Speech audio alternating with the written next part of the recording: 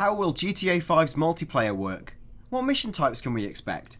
Who's the Armenian car dealer who Franklin works for? And finally, the good news just keeps coming. GTA 5 box art confirmed. Hello, welcome to this week's GTA 5 O'Clock. I'm GTA 5 O'Clock co-host Dan Dawkins. I'm afraid there's no Tim Weaver today, who's on holiday, but I'm joined by James Jarvis. Hello there, Dan. Hello, and today we're talking about 9 unanswered questions from the GTA 5 trailers.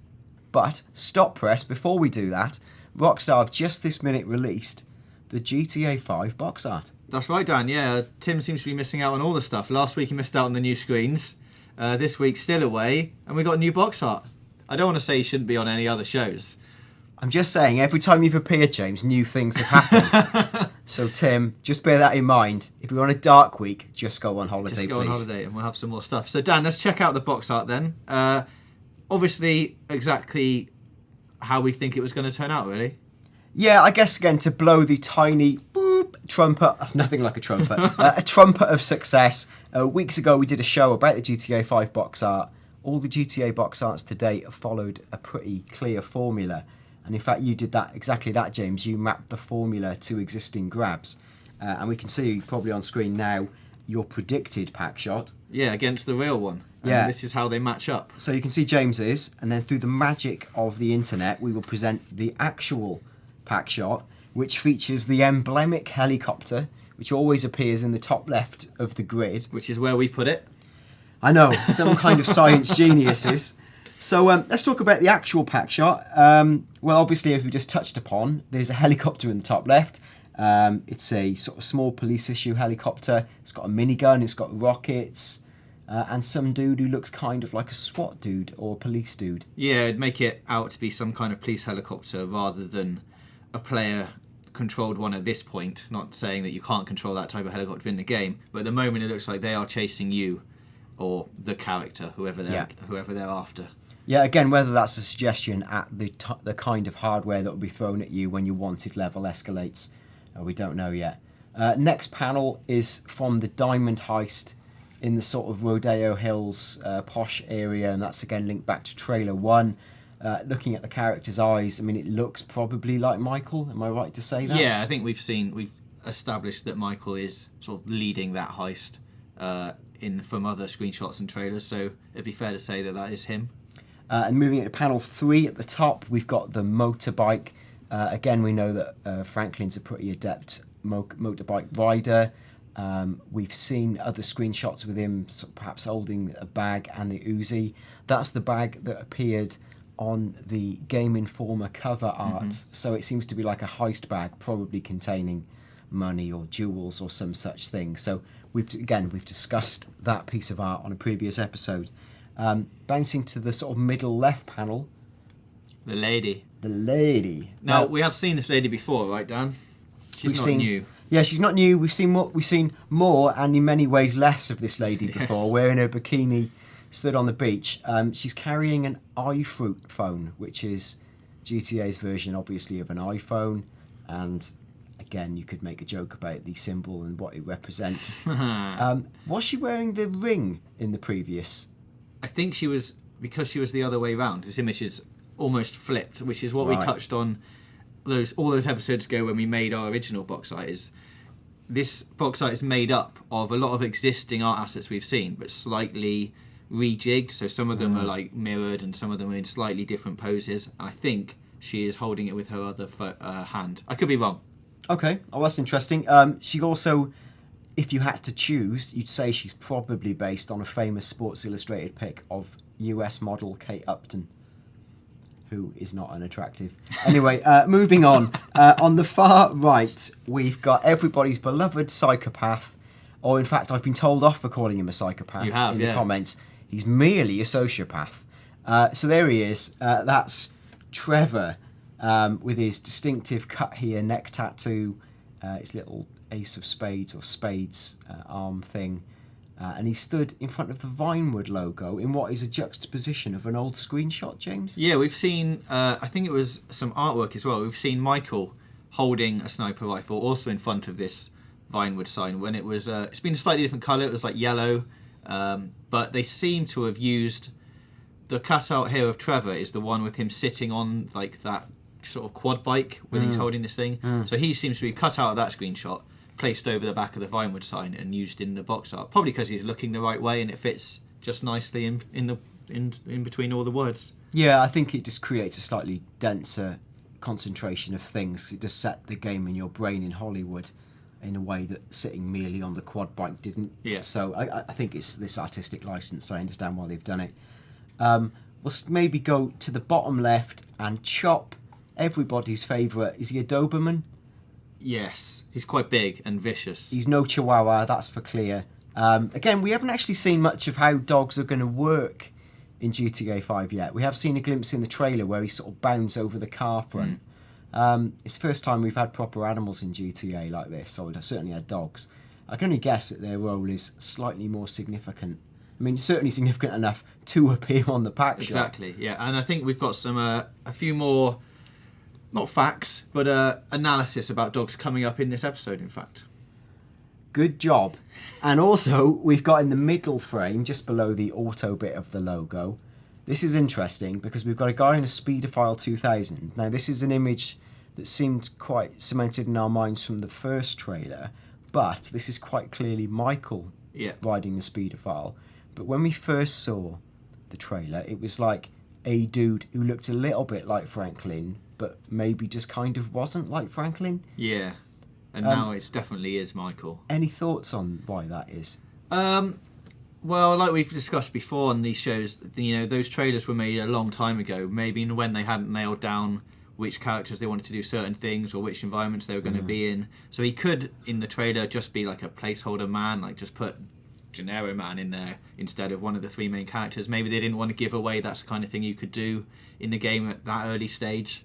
But obviously now we know that they're going to be able to go across the water, and as a main character you're going to be able to play a lot of underwater sections and things. So now is probably the time when they went, oh, okay, hey, of course you can go on jet skis and things. Yeah, I like exactly like you say. I wonder if when they've produced the first trailer, if they weren't entirely clear either on whether they were going to go with the three character structure or quite what those characters were going to look like.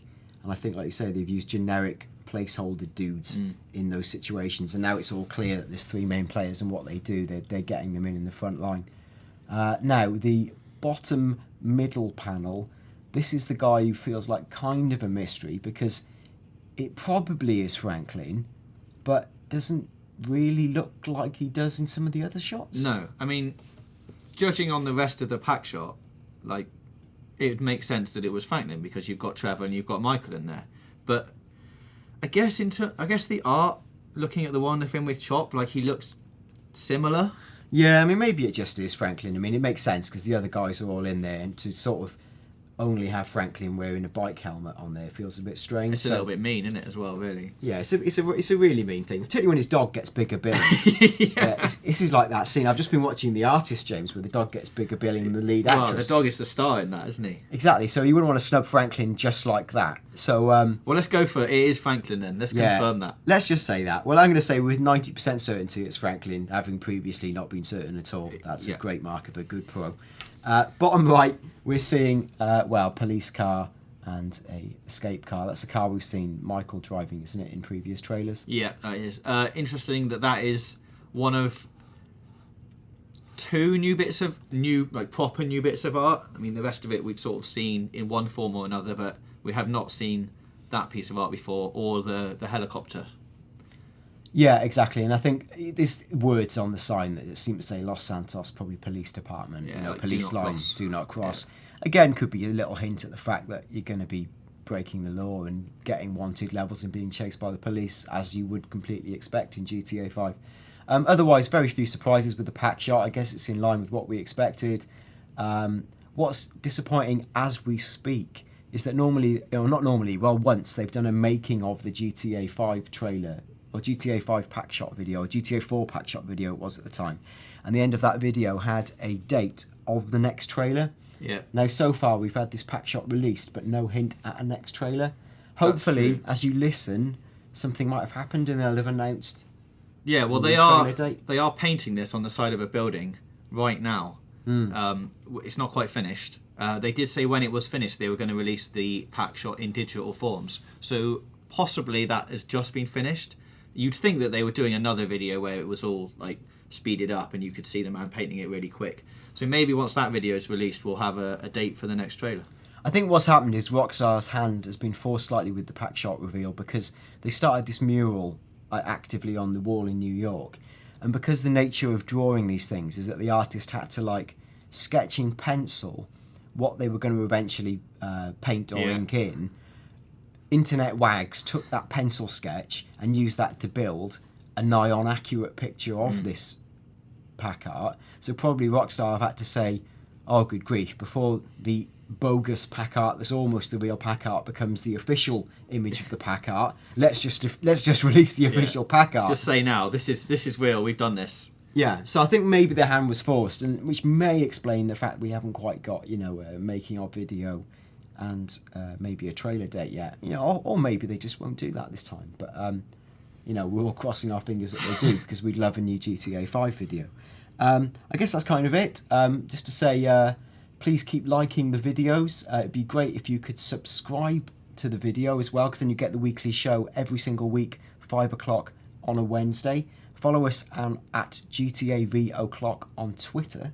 So let's crack straight on with the show. 9 unanswered questions from the GTA 5 trailers. Number 1. How will multiplayer work? Right, James, have you got any thoughts on how multiplayer will work? Well, multiplayer in general, obviously, I think we're going to see some of the old modes return, like the free mode, deathmatch, team deathmatch, that kind of stuff's almost a given, really. Interesting thing is, maybe online mini-games might play a part in it, like poker, golf, pool, that kind of thing, where you'd get sort of an online leaderboard. Much like what people have done in like Far Cry and stuff, you'd go up to like a rock or a piece of building and you'd see like your tag on it because you're the best at golf or something. And that's, the GTA world we've already seen is full of graffiti.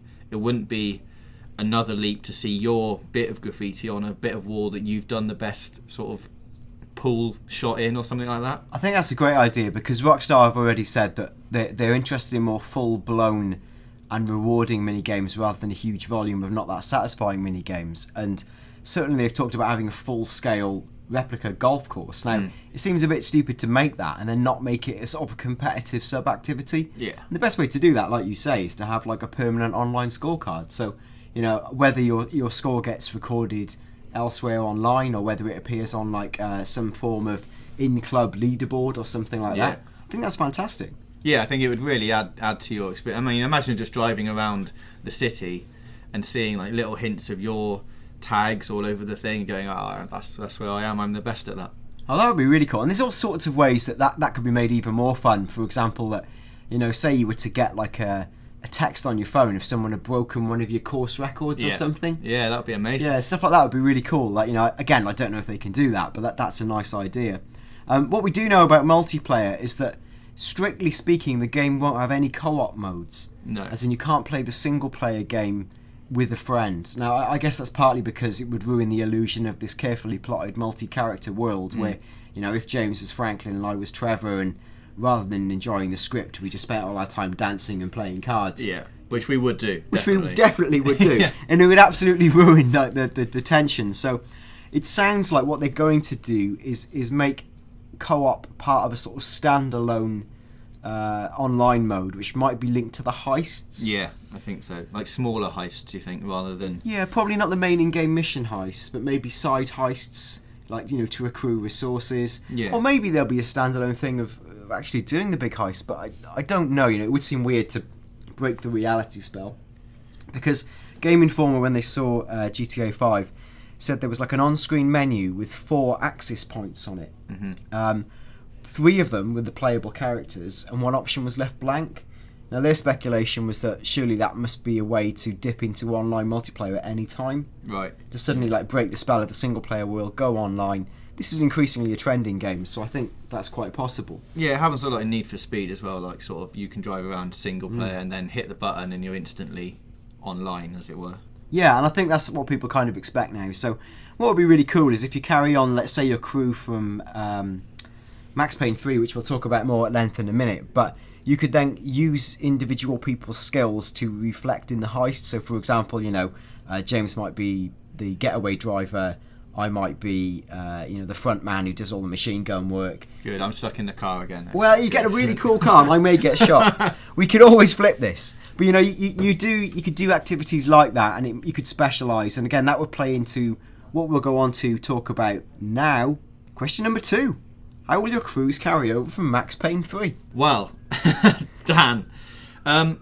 So the crews in Max Payne 3 worked as sort of like an online, like a persistent sort of online presence that you get. So if you go into Max Payne 3 and you get killed twice by another player and you're part of a crew, you then start a vendetta against that player, and it's made known to everyone in your crew, and that guy gets like a little X above their head. So everyone in your crew and your team knows to go and kill that guy, and if they do it, then you get an XP bonus. Obviously, if you get killed by him, then he gets the XP bonus. But it's things like that will really work. If you're in a game with random people, if there's someone in the other team that's in like a feuding crew, so you've got a big rivalry against them, that will carry over into your match that you're playing then. So it's like a persistent sort of online world where you get to sort of be in a team, but also have little vendettas against other people. Yeah, I think this would play really well into the idea of working together as a team with specialist roles, because the problem with a lot of multiplayer games is that whilst they want you to work as a team, the objectives are set up in such a way that all you really need to do is get the most kills or be the one who ultimately walks out holding the bag. Yeah. So as a result, it skews the teamwork ability because everyone's secretly working for a different prize. But if they set the objectives and the goals up differently, so that, for example, you receive XP for helping someone out, providing covering fire, doing the quickest getaway drive, you can incentivize it differently so people actually want to be good at specific roles. I know Battlefield does this with, you get rewards for resuscitating someone. Yeah, I think in Max Payne as well, you get XP rewards for rescuing someone from near a death or assisting them with a kill, that kind of thing. Right. So it's very sort of inclusive. It's not just you against everyone else. You really need to work as a team. And that's great, because then you really do develop a proper crew feel of everyone having a specialism. You are working to the same end. There's no incentive to go, it's been fun, guys, but I'm going to screw you all over and pick up the magic bag. So yeah, and in crews, I mean, it's very likely you're going to have your own like custom emblems on all your kits and stuff, and that could feature, in the game as well as like that's your tag and your logo that you're part of this crew. So yeah, it could be really strong. Yeah, it could be strong. And again, the more cynical might suggest that it was a great thing for, Rockstar to suggest that crews were in Max Payne 3 and were in GTA 5 because that was an incentive to buy Max Payne 3. I mean, but to be fair, Max Payne 3's multiplayer I thought was actually much better developed than many people thought, and quite compelling and interesting. I think that's kind of all I've got to say about multiplayer, I think. Apart from reiterating my mad idea about it all being linked to... The blimp. Is it the blimp idea? Well, maybe the blimp. But the idea of like it all being part of like YouTube celebrity and like everything you do kind of being filmed or observed, and it earning you a kind of the equivalent of an XP score, which is more your fame or notoriety. Yeah, well, they could always change like the XP up into, call it whatever they want, really. It could be like, your fame level goes up every time you finish a multiplayer match and that kind of thing. Like XP it's just a word, really. They can quite easily change it. Yeah, or it could just be as crude as money. So like you get your money, and like they said, there'll be lots of different ways to spend cash in the world. So it could be that there's an incentive to dip out into online because it's a way to accrue quick cash that you can then reinvest in a single player game. Yeah, and just touching on the heist thing again that we just mentioned earlier, the gang hideouts in Red Dead worked in a way that you could see that becoming like a heist section. You'd have 3 different areas you need to go in as a team and clear out. That could very much work as like a mini heist, like go in, get the jewelry store, then drive away. Like it's already almost set up for that sort of structure. Yeah, almost perfectly.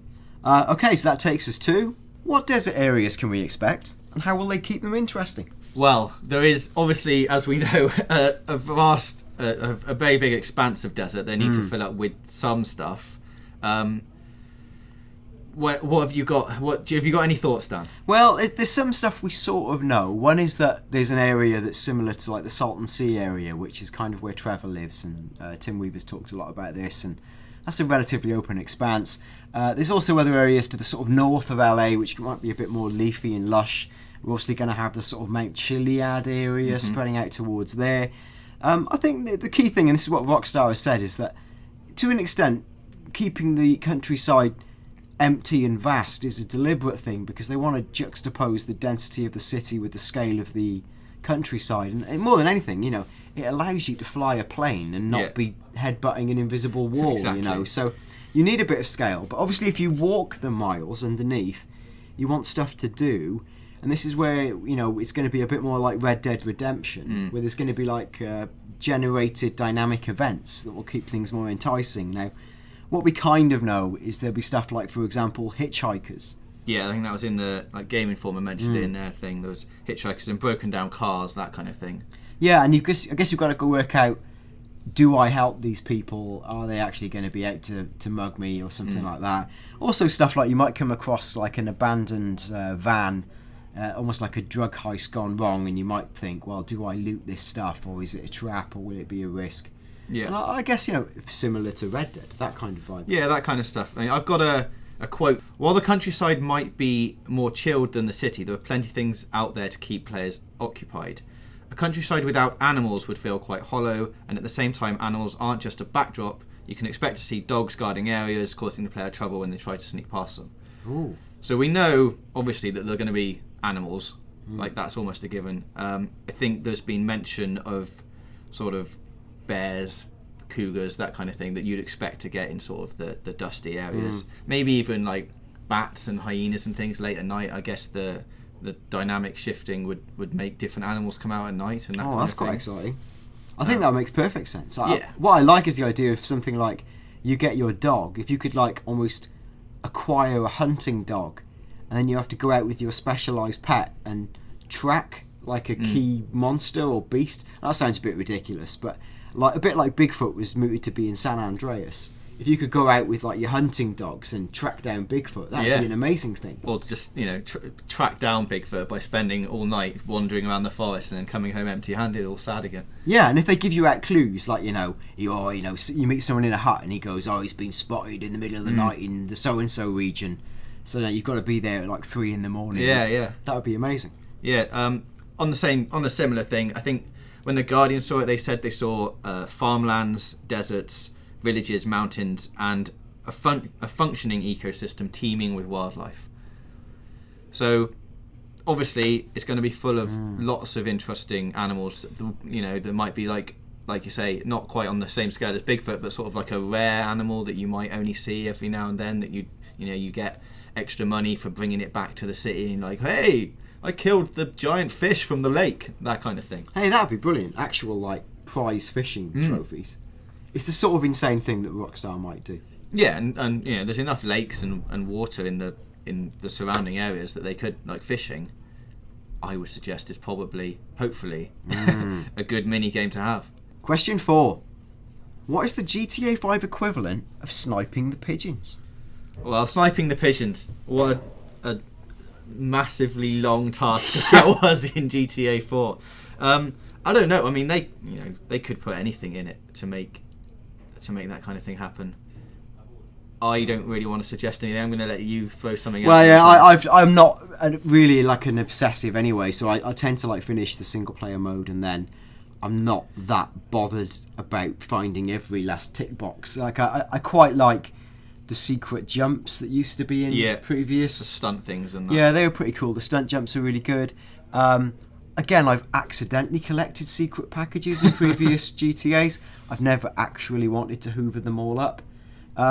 If they could incentivize this stuff differently, so again, it all builds to higher goals, whether it's some sort of super cash boost, unlocking some special item, some way, to give you an item that goes into multiplayer so you can really show off. I think, again, there's more incentive then to, like, join the pieces. There's stuff as well that could be highly plausible, like Franklin is a repo man, so like we've had in previous GTAs where you've got to collect cars. Franklin collecting a set of exquisite antique vehicles or something could realistically be a mission, similar to what we just said about animals, where it might be that a certain owner goes out in his car once a week on a Sunday and you've got to track him and take him down during that time. I think that stuff would be really cool, and again, just adds to the depth and sense of completion in the universe. And what are your thoughts on? I had a thought about having individual side missions for each person. So like you say, Franklin would get sort of the car repo stuff.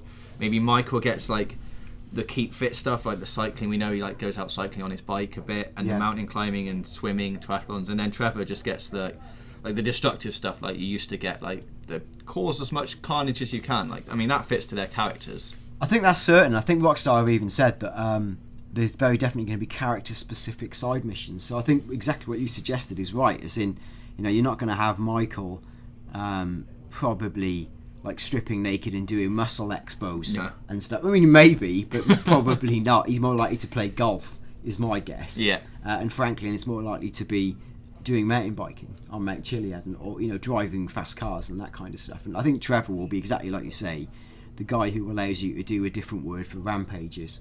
So he just goes somewhere and messes a load of stuff up. So we don't really know about what they'd replace the pigeons with, but in terms of side missionsy things, have you got any extra ideas? I mean, obviously we know cop cars are in it, so you'd think you'd be able to get in one of them and go around and sort of patrol as a policeman and make arrests and that kind of thing. You're pleased to hear my answer is no. I haven't really got anything right now to add on that, but we've touched on it in previous episodes. So yeah, check that out. We know there'll be sort of fire engines and ambulances, so you can expect the same sort of transport this guy to the hospital type thing. Yeah, I'm sure there'll be stuff like that. And I think there's, again, you've got to think about LA and it's the role of celebrity and the sort of the crumbling world of celebrity versus reality TV. I'd love to see a thread or a strand kind of about, sort of paparazzi being seen, being spotted, protecting people, exposing people, that kind of celebrity gritty underbelly world would be quite interesting. Might even be side missions involving characters. Number 5, how will branching plot paths work? Right, well, Rockstar have said that there are multiple endings to the story which depend on decisions you make throughout the game. So, based on that, Dan, yes, how will branching plot paths work? Well, there's going to be multiple endings to the story. This will be, I presume, an extension of what they began to do in GTA 4, where, for example, there was a key decision midway-ish through GTA 4. You had to choose between Dwayne and Playboy X. Yeah. And Playboy X was the sort of seductive winner who lived in the penthouse, and he was a bit of a Kanye character and he was like a bit cool, but you also sort of thought he was a bit of a douche, but it seemed to be to your end to support him.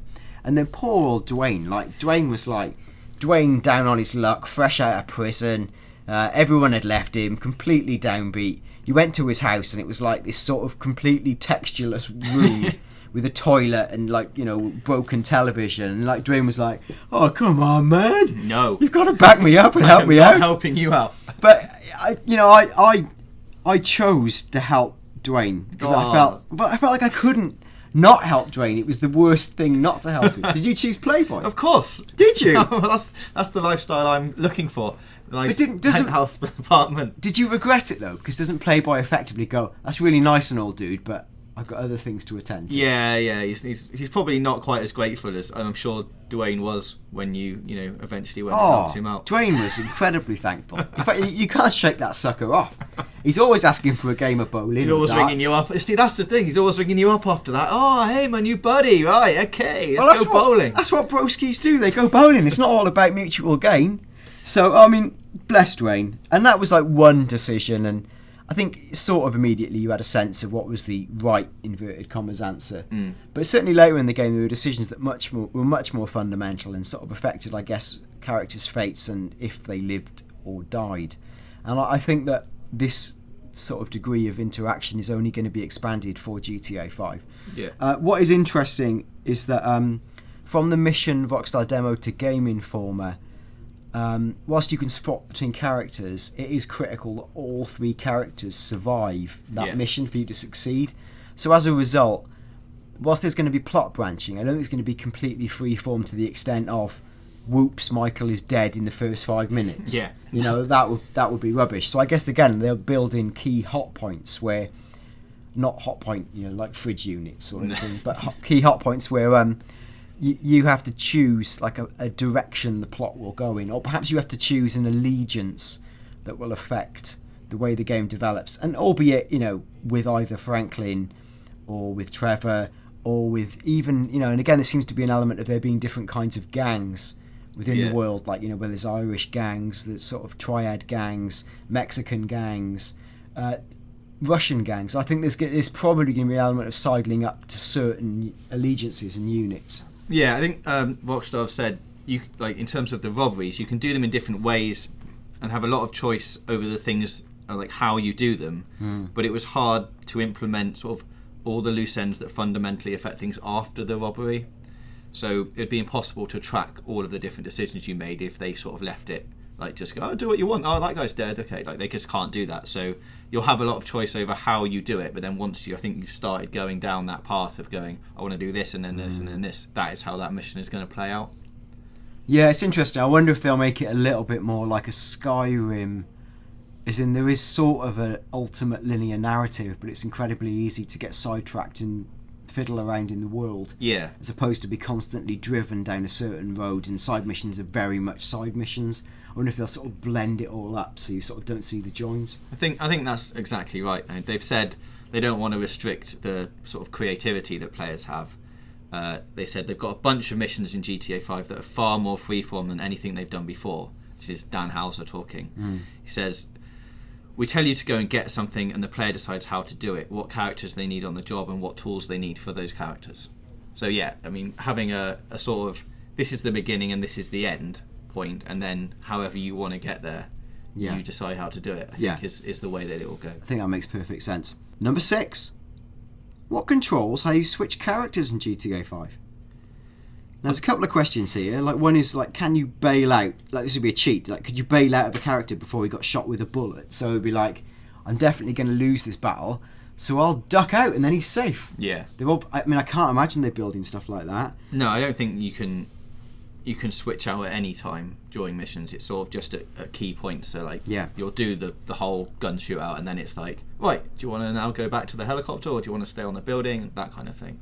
Yeah, I think they'll kind of script during the key missions. They'll script when you're allowed to change, and you decide whether to pursue the avenue you're in or to duck out to do something else. And I think it's all exceedingly fast-paced and quite seamless. Yeah. Apparently, it does say switching between characters is fast and effortless. There's an on-screen menu that displays the characters you can choose, which, you know, is saying it might be that some missions are one character only, some are two, some are three, you know, with all of them. And we spoke about the axis points being, you know, like up, down, left, right might be different characters. And as you do so, as you choose between characters when you're out of a mission, the camera zooms out to a sort of bird's eye view and it pans you into the next location. And again, as we've talked about in previous shows, it's just sort of like a nice fast travel cheat to suddenly go from the city with Michael to the Salton Sea with Trevor. Saves you having to drive or fly or sort of create a reality breaking teleport. Yeah, device. Exactly. You've driven all the way out to the edges of the desert to complete your last little race, and you don't want to drive all the way back into the city, so you just switch it up to the other character that's already there, and it saves you a lot of time and bother. And also, what we said last week, when you switch into characters, I think there'll be sort of script moments when you switch back into characters. So, for example, the first time we meet Trevor, he's dropping out a giant number 2 and like talking about like he's giving birth charmingly. So I think that you'll do stuff where you might suddenly, you know, you might be, for example, like, you know, 1 minute you're playing golf with Michael and it's all lovely, then you switch into Franklin and he's in some crazy ass club in Iraq or something, and you know, I think it'll throw you into comic situations or intense situations. Yeah, and there's so much scope for them to be able to do whatever they want with that. Just going like, oh, switch to this guy, and you switch to it, and you're like in the middle of a club, and it's all kicking off, and you're like, whoa, what's happened? Well, how has this happened? And then it pans out, and you're like, oh, yeah, okay, he touched the woman, and that kind of thing. You know, it can throw you into anything. I think that would be really fun, and there's ways to sort of quasi script that to make it feel really exciting. Number 7, who will appear from GTA 4? Not a lot of people, as I understand it. They've ruled out main characters, haven't they? Yeah, I think Dan Houser again has said, we've never had a game where we annihilated so much of the cast. I love Roman, but he may or may not be dead depending on what choices you made in the game, so it'd be difficult to bring him back. So he's gone. A lot of the other characters from 4 have gone. They didn't really have a lot of the main cast left over. Yeah, and a lot of them are a bit rubbish, really. There's some like okay gangster types. Like I quite like Phil Bell. It was a little bit more interesting, and I guess the kind of mafioso link is possible. I mean, if I really would like a character back more than anyone who's sort of incidental but fun, it would be something like Brucey. Yeah. He used to run the car garage, and there is a sort of link to Franklin there, sort of. A little bit, yeah. Like, and Brucey was just like mega fun. You go on broski's helicopter missions just to pick up chicks, and I think that was really good stuff. That was great. And maybe a character, and he's been heavily linked to GTA 5, is Packy McCreary. Yeah, I think, though, Dan, in an IGN article, Hauser has said he is out. Well, that's that then. He's specifically said no Patrick McCurry, I'm afraid. So short of actually saying he's not in it, is there any chance? No. No, I don't think so. Oh, that's a shame, because the kind of the rumour coming out of GTA 4 was that there's a Packy seen going to the airport, and people are saying his destination was like Los Santos, so that's that idea up in flames. Yeah. Brilliant. And we know no one from before GTA 4 is going to be in it, because I think Rockstar have said the move to like the HD era has like split the fictional universe, so like CJ and Tony and all that lot are sort of not really involved in the kind of universe anymore. They've sort of cut them out. So yeah, I think in a little tidbit they've said there may not be a few guest appearances, some really subtle ones for people to find, like little Easter eggs and things. So I guess you might be wandering around the city and one of the shop owners might be someone that we've seen in 4. It's just a really little hint. I don't think they'll feature in the story very much, though. Yeah, I guess it's Easter egg stuff. I'd love to see people like OG Loke, whatever his name was. Oh, not OG. Was it OG Loke? Like Mad Dog and OG Loke. Yeah. They were brilliant. Like if he was to still exist in the universe, and like we already know that like Love Fist have already been referenced in GTA 5 because the Lindsay Lohan who's in the character artwork is wearing a Love Fist t-shirt. Yeah. So whether it's going to be nods like that or they are actually going to appear in the world. Well, maybe you get to go and see them in concert, like you could in Vice City. You could go and watch a Love Fist gig. Or it'd be like, like watching Ricky Gervais or having a mission like where you've got to protect Phil Collins. yeah, something like that. I had something interesting to say that one of the viewers had pointed out. Last week, Dwayne Jackson, in the comments for last week's show, said that he'd read somewhere or suspected that the person that your crew smuggles out of the FIB building is in fact a former GTA personality. Ah. Now, I don't know where he's getting that from. His mind, I expect. Maybe. I mean, it's sort of that's what we've done for most of the time. And I think that's a really cute little mechanic, if it does turn out to be someone of relative significance from previous GTAs. Yeah, I mean, that would tie into exactly the kind of sort of guest appearances that Rockstar have been talking about. Like, he wouldn't form anything to do with the plot as such, but he would be in the game and you'd be there going, "Oh, I'm rescuing the guy from 4. That's really cool." And then he just goes off on his merry way after that. And we can conclude this question with one astonishing fact blast, because a while ago, and we've talked about this on the show previously, there was a casting call for actors for a project that was believed to be GTA 5 called the Rush casting call. Now, that's from that sort of casting call is where we got this notion of Michael and Trevor possibly being the De Silva twins or De Silva, relations, which is what we talked about last week. But within that script, there's allusions to characters who were very definitely appearing in GTA 5. One of which was this guy like Nervous Jerry, who lives in the sticks, presumably near a kind of Trevor character. But another one called Howard Vartanian, right, who is a 42 to 52-year-old Armenian car dealer and moneylender. Says he's a would-be Fagin and would-be bully. He's heavily connected to the underworld, but irritates people so much no one likes him. The interesting thing is, Franklin, as a repo man, works for an Armenian car dealership. Ah, I see. So it coming together. Yeah, not only does it suggest that this guy is a character, but it lends credence to a lot of the character descriptions within the Rush casting call. So whether they've all made the cut or not, I don't know. But then there's all sorts of other characters in that Rush casting call, including like, Hollywood moms who are obsessed with yoga. There's a middle-aged FBI agent, I think Calvin North, who's sort of living on a lie from a previous success. There's a young CIA guy called Miguel Gonzalez, I think. Again, I'll have to check this, I'm just saying this off the top of the bat, but there's lots of different threads that we haven't really seen in any of the GTA 5 material so far. Whether they've been cut or they're sort of waiting to be revealed, it's definitely worth revisiting the Rush casting call. Number 8, almost there. What mission types will there be?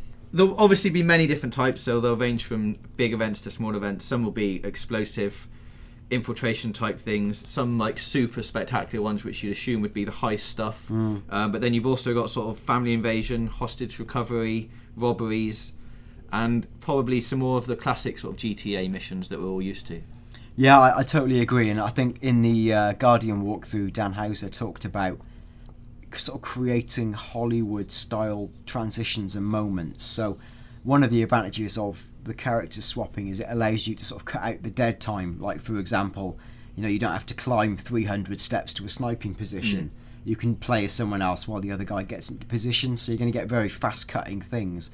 I think the set pieces are going to feel really big and bombastic, so you really can segue from plane to car to bike to train to sneaking, a bit of stealth and all that explosion, infiltration. It's all going to be there in these big marquee land events. At the same time, because of the rich of the characters and the universe, you can do little family missions. It might be getting something for your wife, or being somewhere for your son, or that kind of fun character development stuff. And we do know as well that whilst your mobile phone won't play the same role as previously, you won't constantly be getting phone calls to do banal things.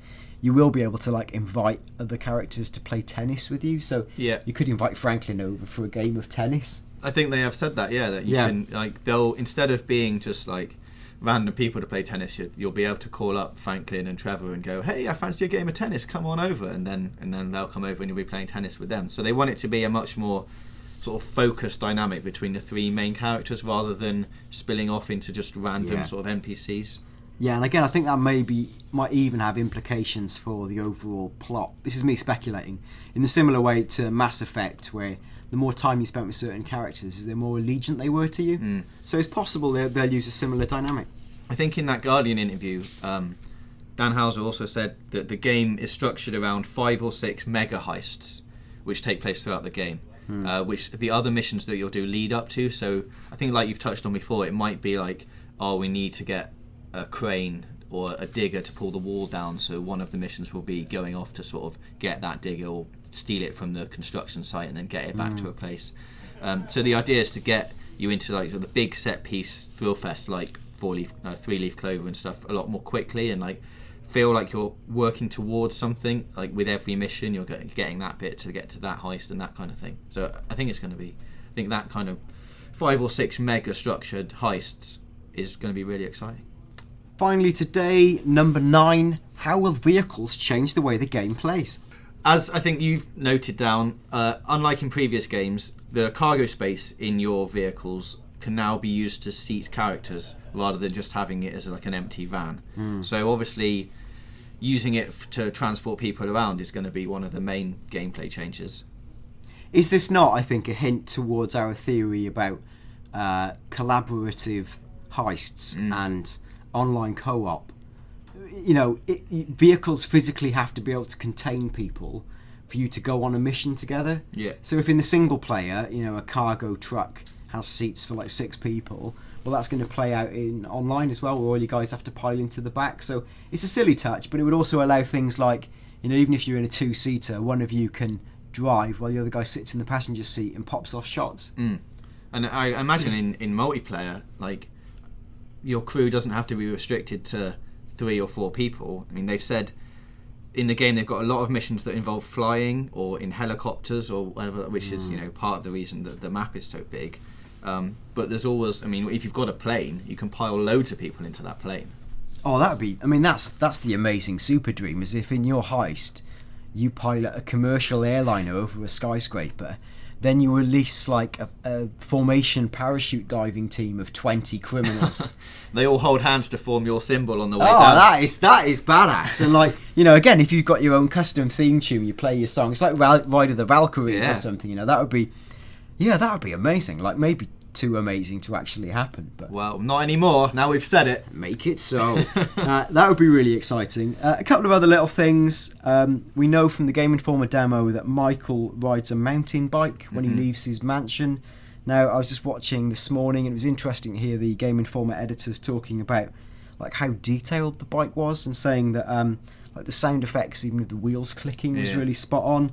Saying you could see the flywheel and the chain in action, and it was all like really nicely modelled and interesting. We know more about the choppers, because you get a little mini map like regular GTAs, outlining where your objective point is. But when you're in a chopper, it also displays an artificial horizon.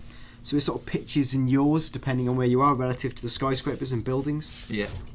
We know there's going to be jet skis. We've seen the screenshots, and it's also focused in the trailer. So you'd think maybe jet ski races or just getting around the bay on a jet ski is going to be a thing. And a thing that I picked up on from I think the IGN preview is that the police cars are now going to sort of focus a lot more in the general sort of feel of the city. So you'll be driving. I think they were driving along as Franklin. Just through Los Santos, and then in the background they heard like the shrieking of police sirens. And normally in GTA you'd think, oh, I've done something wrong, but actually like they zoomed straight past them and were in pursuit of like an unseen felon, so that they're going off to stop a crime, and that kind of thing's like really exciting. Just having the world like react around you when you're just sort of cruising along. Yeah, that sounds great. Well, I've got nothing more to add on that point. I think that brings us to the end of today's show. Just a reminder again to follow us on Twitter for all the latest show updates, Q&As, latest info. Hopefully there will be new info from Rockstar soon. Yes. That would be a delicious godsend. Rain on the famine plains. What is the Twitter at thing that we can follow them? At GTAV O'Clock. And that, the V for 5, but don't write 5, it's a V. At GTAV O'Clock. It's been growing really fast. Community's been really great. Let's keep it that way. Thanks for your support. Again, thanks for helping to make us the #1 search term on all of YouTube for GTA 5.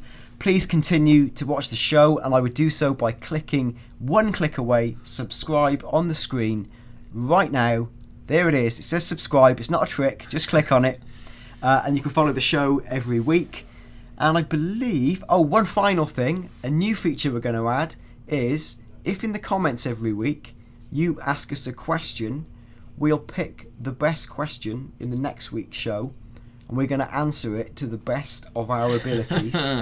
Next week, we will answer the best question in the comments. Yeah. Thank you so much for your support. And please make that question about GTA 5. Preferably, yes. Tim will also be back next week. Yeah, well, if he hasn't decided that living in the sunshine is, in fact, if he's done a Michael. He has. So he's on a sun lounger, but he's going to find that, in fact, the real game is talking the mad stuff about GTA 5 on GTA 5 o'clock. He'll be back in the war game, in the crime game. He'll be back. You wait. So yeah, until next week, thanks very much, and bye.